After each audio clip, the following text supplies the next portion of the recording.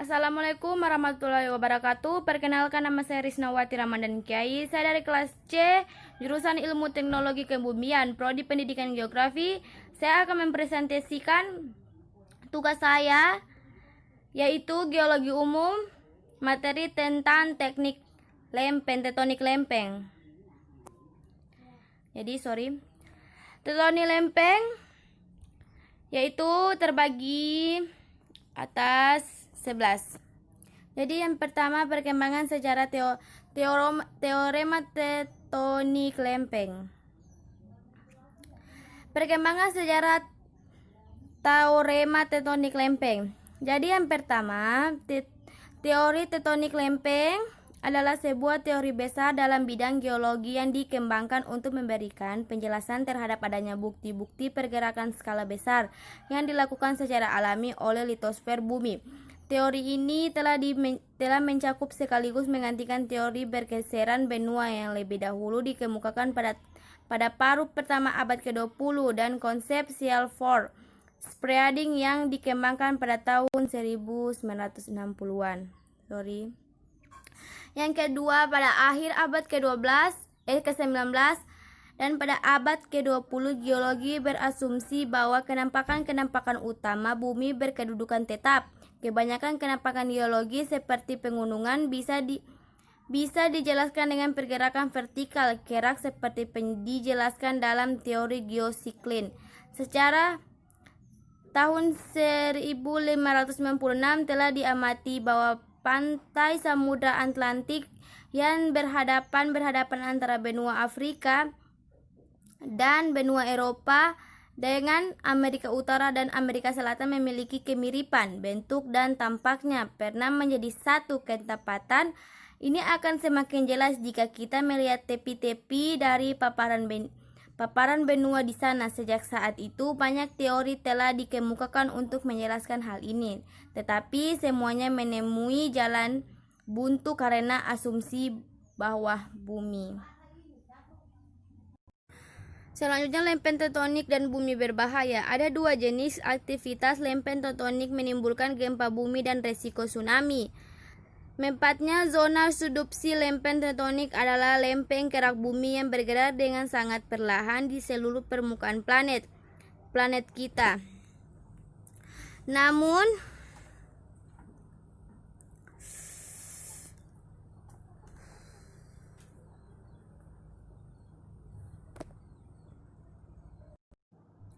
selanjutnya, proses batas lempeng yang berbeda. Ada 3 jenis batas lempeng yang berbeda. Dari cincin lempeng tersebut bergerak relatif terhadap satu sama lain. 3 jenis ini masing-masing berhubungan dengan fenomena yang berada di permukaan bumi. 3 jenis batas lempeng tersebut adalah 1 batas transfer, 2 batas divergen, 3 batas konvergen.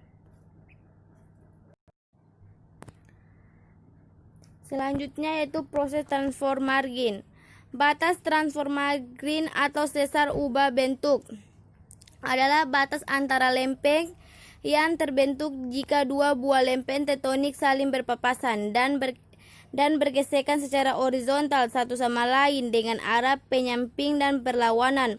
Zona rekahan yang membentuk batas lempeng transfer dikenal sebagai sesar transfer. Pada batas transfer, litosfer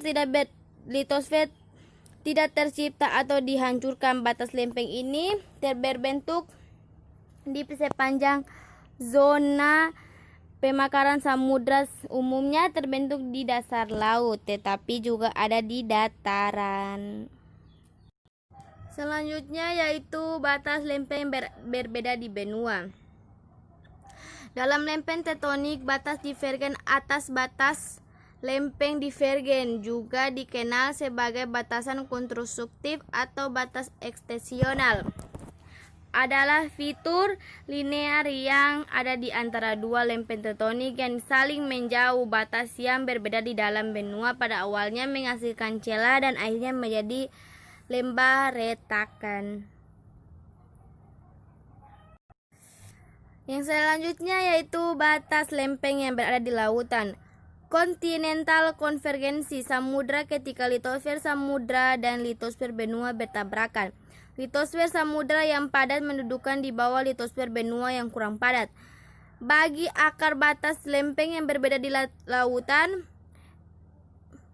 esi terbentuk di kerak benua saat sedimen laut dalam dan kerak samudra dikikis dari lempeng samudra. Busur vulkanik tersebut litosfer benua sebagai hasil dari pelepehan parsial akibat dehidrasi mineral hidrous dari lempeng subduksi.